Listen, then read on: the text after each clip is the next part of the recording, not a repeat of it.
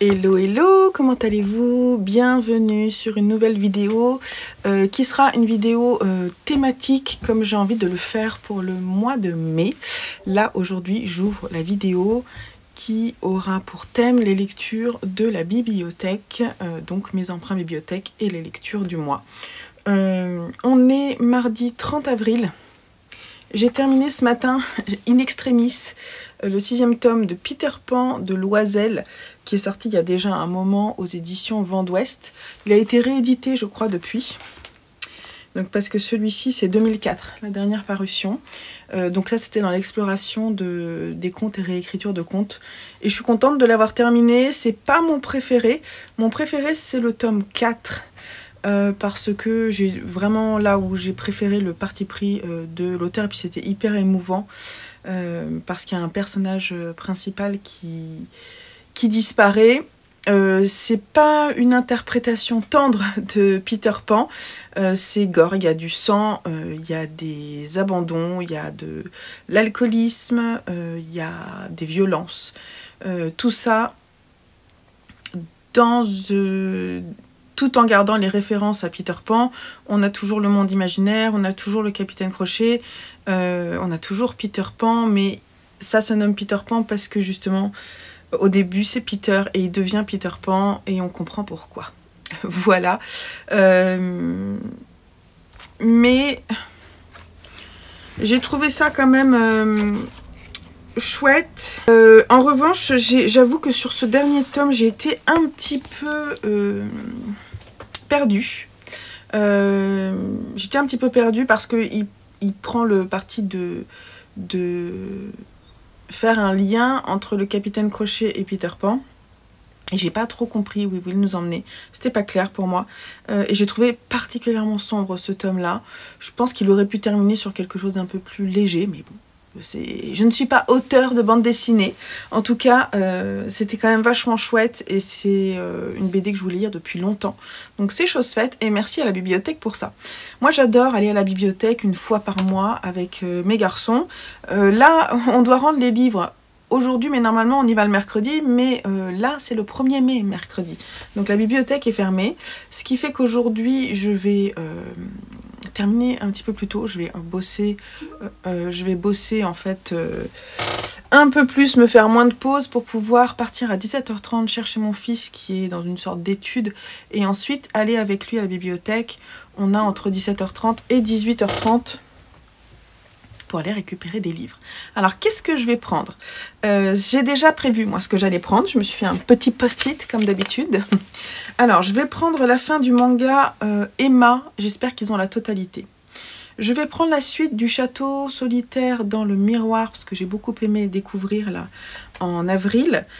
Il y a le tome 2, je crois que le tome 3 est emprunté, mais je l'ai réservé, donc je le récupérerai peut-être pendant le mois. Je voudrais aussi terminer la saga du conflit entre l'Orient et l'Occident de Yasmina Khadra avec les sirènes de Bagdad. Donc je vais l'emprunter. Je vais emprunter Une femme d'Annie Ernaux. Je dis ça, mais si ça se trouve, je ne vais pas les trouver. Hein. Mais je sais qu'ils y sont, mais ça se trouve, ils vont être empruntés. J'aimerais prendre Une femme d'Annie Ernaux pour lire sur les conseils de mon père ce roman. Et peut-être me rabibocher avec Annie Ernaux. Enfin, j'ai pas de problème avec Annie Ernaux, hein, mais on en reparlera. Et j'ai repéré un essai assez court qui s'appelle Fantastique Fantasy Science-Fiction, que j'aimerais feuilleter et voir si j'emprunte. Voilà, mon post-it. Donc ça, c'est ce que je vais faire.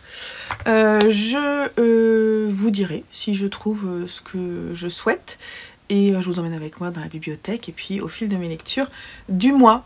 J'ai hâte. J'adore, moi, quand je vais à la bibliothèque. C'est tout un monde, toute... une infinité de possibilités qui s'ouvrent à moi. J'adore. Bon, allez, je vous laisse là. On se retrouve très vite.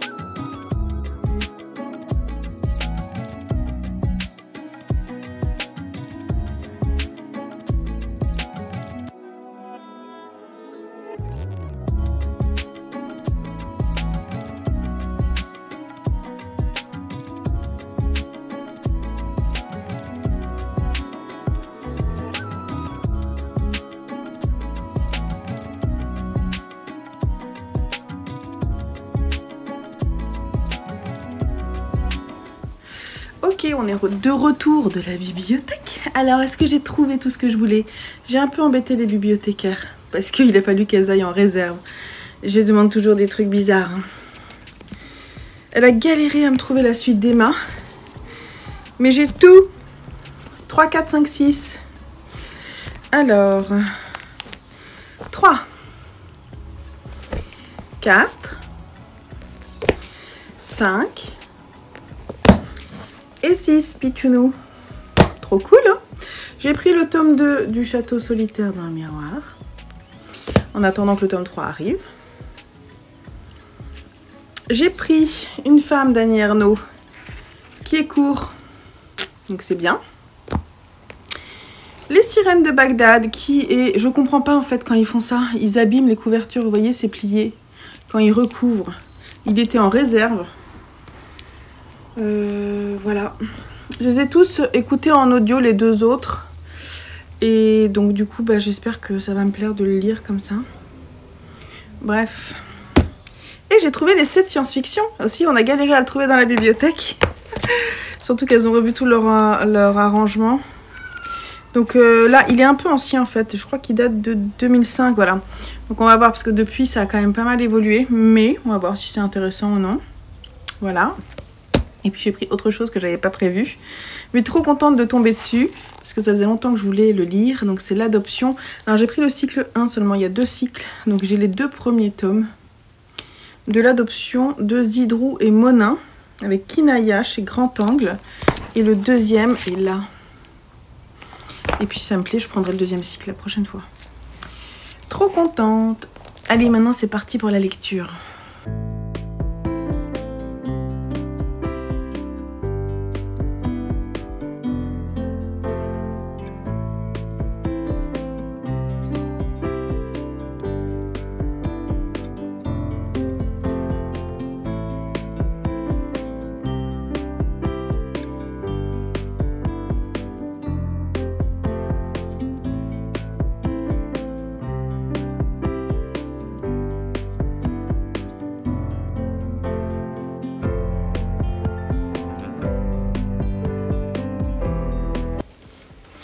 Hello, alors 2e livre de la bibliothèque lu.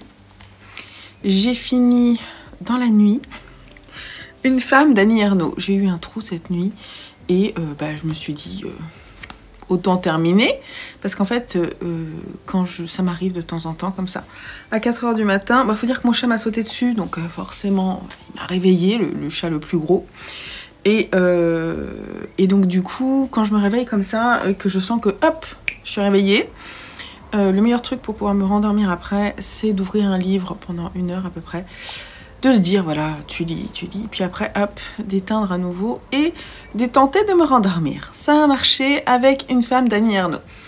Alors, Une femme d'Annie Ernaux, c'est le roman que Annie Ernaux a écrit quasiment tout de suite après le décès de sa mère dans les années 95, si je dis pas de bêtises. Non, 1987. Sa mère a dû décéder l'année d'avant.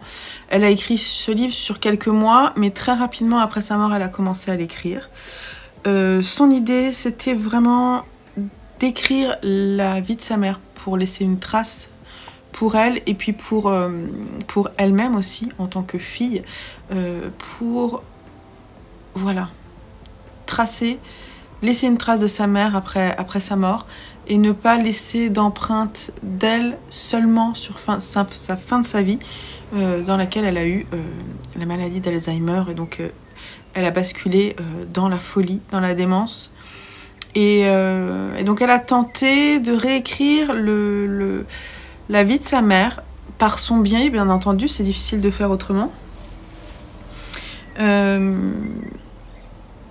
Alors c'est un roman comme Annie Ernaux les écrit, court, intense, sans retenue, très brut, où elle ne mâche pas ses mots et c'est un roman intime, extrêmement intime. Je crois que c'est à chaque fois ce qui peut me poser problème, c'est que elle ne se remet pas en question, Annie Ernaux. Elle avance droit devant à nous annoncer tout ce qu'elle pense sur sa propre vie, ses propres expériences. En même temps, elle a bien raison. Mais on adhère ou on n'adhère pas. Et moi, je crois que j'ai plus de difficultés que d'autres. Là, j'ai trouvé que c'était un portrait qui n'était pas tendre, mais qui est fait avec tendresse. C'est compliqué parce que c'est un portrait qui est fait avec amour, du moins.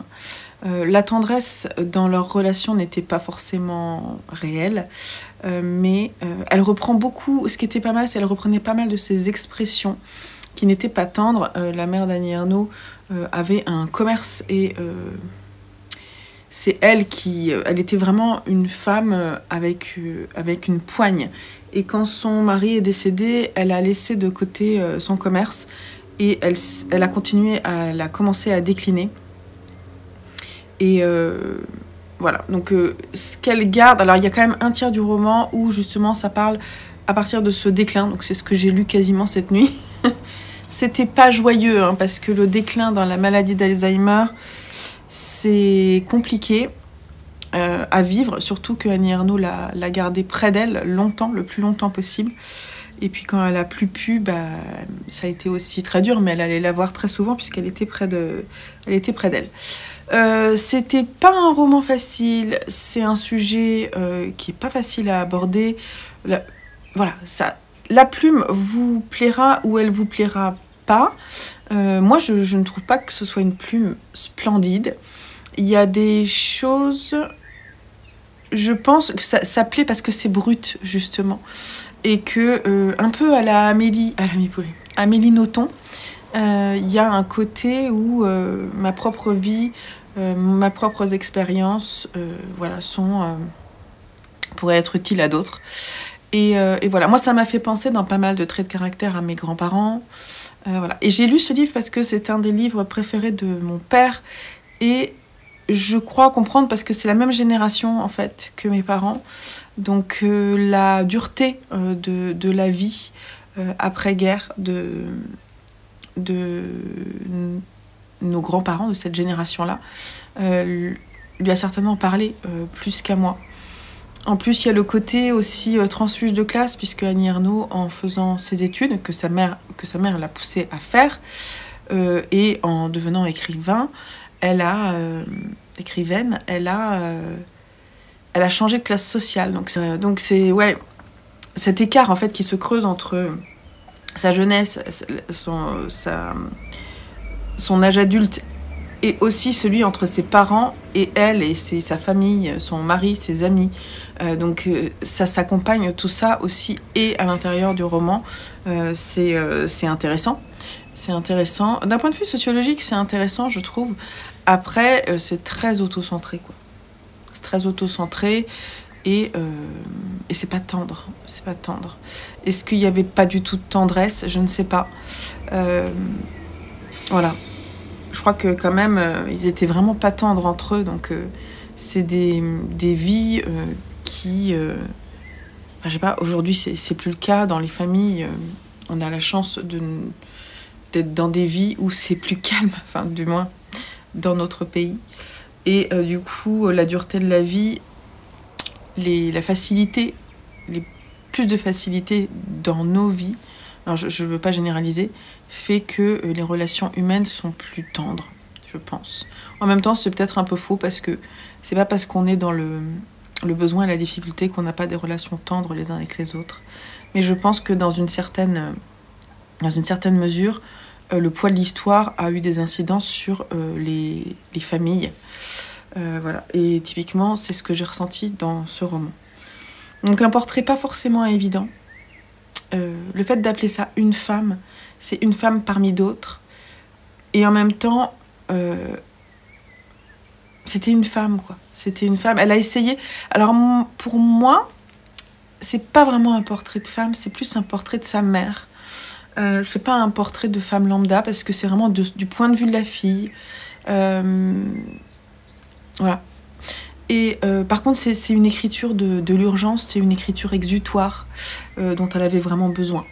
Et ça se sent. Et quand elle écrit les dernières phrases, on sent qu'elle avait besoin de l'écrire. Elle l'a écrit, elle l'a terminé, elle l'a commencé le 20 avril 86 et elle l'a terminé en février 87, ce roman. Voilà. Le suivant, ça sera quoi? Je ne sais pas trop.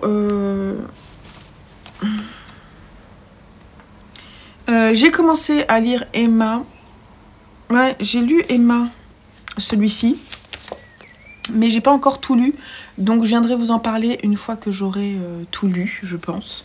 Donc pour le moment, je vais le mettre de côté. Alors, j'ai l'impression que j'ai pas tout, en fait. Ça m'inquiète.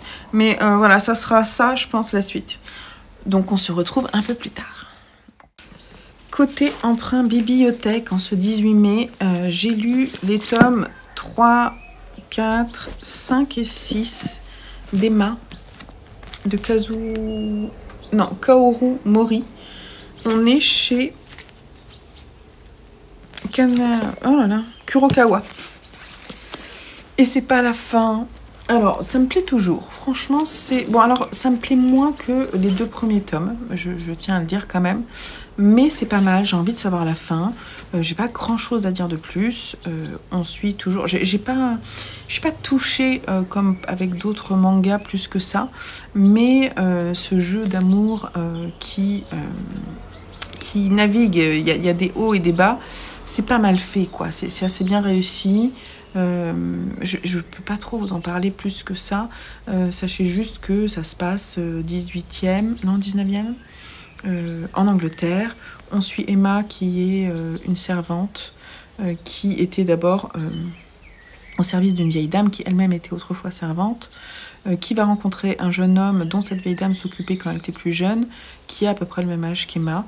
Ils ne sont pas de la même classe sociale et ils vont tomber amoureux l'un de l'autre, sauf que le jeune homme est promis à un autre chemin de vie et il va se poser des questions par rapport à l'amour qu'il a pour elle.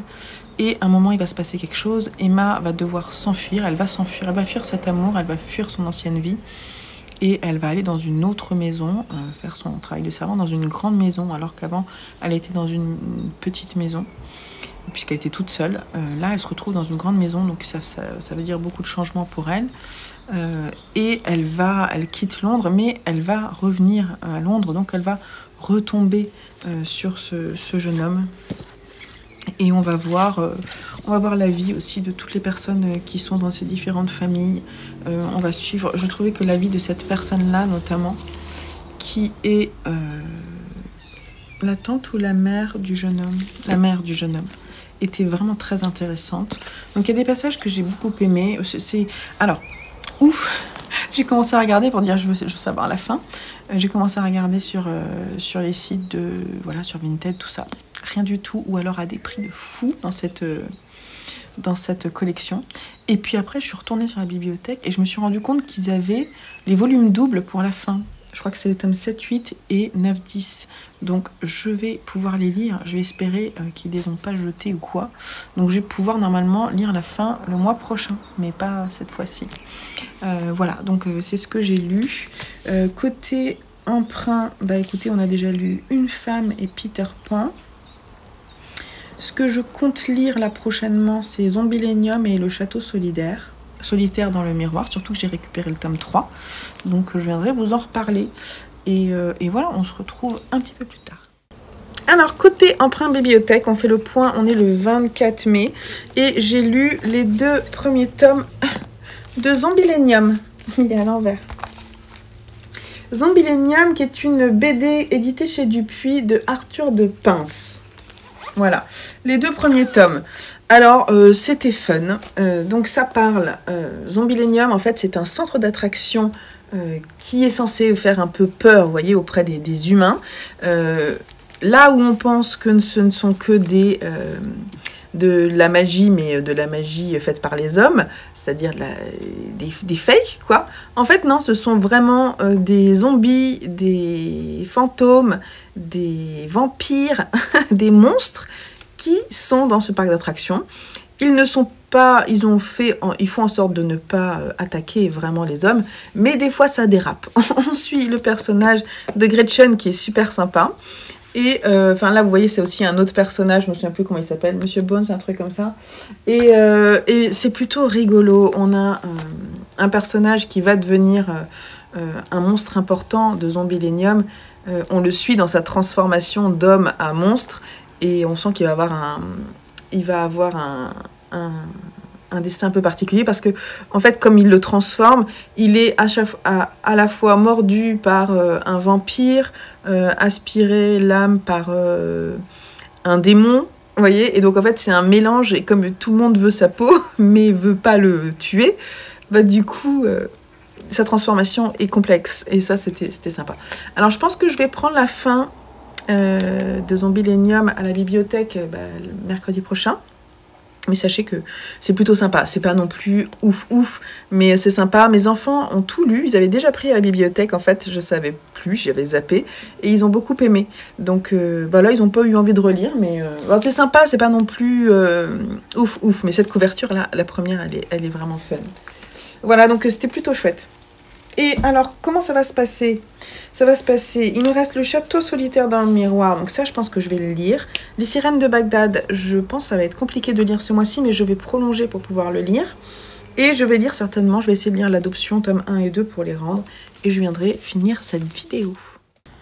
Alors, côté emprunt bibliothèque, il y a un livre que je n'aurais pas lu, Les sirènes de Bagdad, mais que je vais lire très vite là, parce que je retarde le moment où je vais le lire.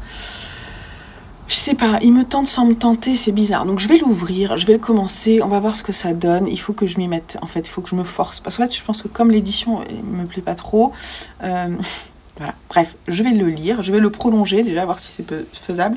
Et je vais le lire, un des prochains que je vais lire. J'ai lu les 2 premiers tomes de l'adoption. Une BD de Zidrou et Monin chez Grand Angle. Voilà. Donc ça, c'est le tome 1. Et ça, c'est le tome 2.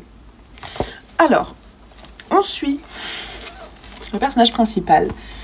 C'est ce monsieur-là, un boucher qui est à la retraite, qui vit avec sa femme, qui n'a pas la langue en sa poche, qui fait des beuveries et du sport avec ses copains, les GG, parce qu'ils commencent tous par G. Voilà. C'est une forte tête. Un ancien boucher qui a l'impression qu'il sait tout de la vie.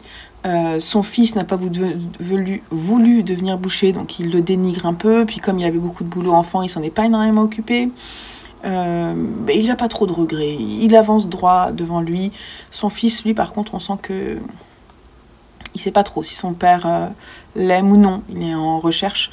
On voit son fils parce que son fils revient un jour à l'aéroport avec sa femme et une petite fille qu'il est allé adopter au Pérou, parce qu'au Pérou, il y a eu une explosion, un incendie, je sais plus, enfin, il s'est passé quelque chose de terrible, et il y a eu beaucoup de morts, et il y a des enfants qui sont à adopter, et du coup, comme sa femme et lui n'arrivent pas à avoir d'enfants, ils décident d'adopter, et ils arrivent à l'aéroport avec cette petite fille, Kinaya. Elle ne sait pas parler un mot de français, elle a 4 ans, 5 ans. Et lui, je demande, mais qu'est-ce qu'il dit? Mais qu'est-ce que c'est? Il comprend pas pourquoi son fils a fait ça. Il est vraiment au départ en train de dire, bah non, je comprends pas. Voilà, il a du mal à comprendre. Et petit à petit, il va devoir quand même passer un peu de temps avec Kinaya. Et son cœur un peu... comment dire, rustre, va être obligé de s'adoucir face à cette petite fille vraiment trop mignonne. Voilà, donc c'est cette histoire-là, mais pas que. C'est-à-dire que on pense que ça va s'arrêter là, mais il se passe un truc. Je m'y attendais pas du tout. Genre à la fin du premier tome, il se passe un truc, on se dit quoi? D'accord. Donc il faut que vous lisiez parce que c'est un truc de fou. Il se passe un truc qui va chambouler la vie de toute cette petite famille. Et dans le deuxième tome, il est en train de... Voilà, il est parti, quoi. On voit un petit peu où il est, hein. Il part. Je vous en dis pas plus. Alors, j'ai beaucoup aimé. Et je vais lire le 3 et le 4 que je vais prendre à la bibliothèque. J'espère qu'ils seront disponibles tout à l'heure quand je vais aller à la bibliothèque. Voilà. Donc je vous conseille. Les dessins sont... Je vais essayer de vous montrer un petit peu une ou deux planches. C'est assez beau. Je vous montre un peu le dessin. L'amour ne se vole pas, l'amour ne s'achète pas, l'amour se mérite. Voilà. Et c'était assez beau. Ça m'a pas ému aux larmes. Hein. Je crois que j'ai mis 16 sur 20 parce que c'est quand même une bonne BD. Voilà. Et j'ai aussi lu Le Château solitaire dans le miroir, les tomes 2 et 3. Par contre, là, il n'y a pas encore la suite à la bibliothèque, j'ai regardé. C'est très bien aussi, ça me plaît beaucoup. Je crois qu'il y a 5 tomes en tout. C'est adapté d'un roman, je crois, ouais. D'un roman japonais aussi. Je vous en ai déjà parlé, donc c'est l'histoire d'une petite fille qui subit du harcèlement scolaire et elle n'arrive plus à sortir de chez elle. En fait, elle a trop peur de rencontrer les personnes, notamment de se rendre au collège, parce qu'elle a trop peur de rencontrer les personnes qui l'oppriment. Et ses parents, ils voient bien qu'il y a un problème, mais elle n'arrive pas à mettre les mots dessus. Donc, ils lui proposent d'aller dans un institut pour justement... remettre les enfants au travail de façon différente, en dehors du système connu des collèges publics. Et elle n'y arrive pas. Donc elle reste enfermée dans sa chambre. Dans sa chambre, il y a un miroir et elle se sent appelée par ce miroir. Et un jour, elle traverse ce miroir pour arriver dans un château, le château solitaire, dans le miroir. Dans ce château solitaire, il y a une petite fille qui porte un masque de loup qui lui dit, à elle et à d'autres enfants qui sont là aussi, à peu près du même âge qu'elle, ils sont 7 je crois en tout, qui leur dit qu'ils ont 1 an, ils peuvent venir quand ils veulent dans la journée jusqu'à 17 h. À 17 h, il faut qu'ils sortent du château, sinon le loup les mangera. Donc ils ont chacun leur miroir et donc il faut qu'ils sortent, qu'ils rentrent chez eux et que pendant ce temps, sinon ils peuvent venir quand ils veulent, passer du temps et s'ils le souhaitent, ils peuvent chercher la clé qui est une clé magique qui leur donnera accès à une salle dans laquelle leur vœu sera réalisé. Voilà. Et donc on va apprendre à connaître un petit peu tous ces personnages, se nouent des relations entre eux. Vu qu'on se demande pourquoi ils sont là, pourquoi est-ce qu'ils peuvent venir en journée, donc on se pose des questions. On suit, comment est-ce qu'elle s'appelle la jeune fille? Kokoro. C'est ça, hein. Kokoro, elle est là. C'est elle, le personnage principal. Vous voyez la petite fille avec le déguisement? On a des personnages un peu tous différents, qui sont vraiment touchants, et donc ça parle vraiment de harcèlement, ça parle de deuil, ça parle comment dire, de difficultés à vivre avec sa famille, etc., avec les autres, des différences, de la phobie scolaire, de plein de choses. Ça parle de plein de sujets, mais de façon très light, je trouve. C'est pas, on n'insiste pas sur le sujet, on essaie de trouver des solutions pour savoir comment faire. Dans le 3e tome, il se passe un truc un peu étrange. J'ai envie de savoir, du coup. Mais ça sera pas tout de suite, parce que je crois qu'ils n'ont pas tout de suite. Je vais aller demander à la bibliothèque quand est-ce qu'ils auront la suite. Donc voilà, j'ai quand même lu quasiment toutes mes lectures de la bibliothèque, donc c'est plutôt cool. Je vous retrouve, alors l'année prochaine, le mois prochain, il n'y aura pas de vidéo dédiée aux lectures de la bibliothèque, je pense pas, parce que je vais faire d'autres catégories, je vais pas prendre énormément de choses, je pense. Mais c'était sympa, donc peut-être une autre fois, je ferai ça aussi. Et voilà, j'espère que ça vous aura plu. En attendant, je vous fais des gros bisous. On se retrouve très vite pour une prochaine vidéo. Et je vous souhaite de très belles lectures. D'ici là, allez, bye bye!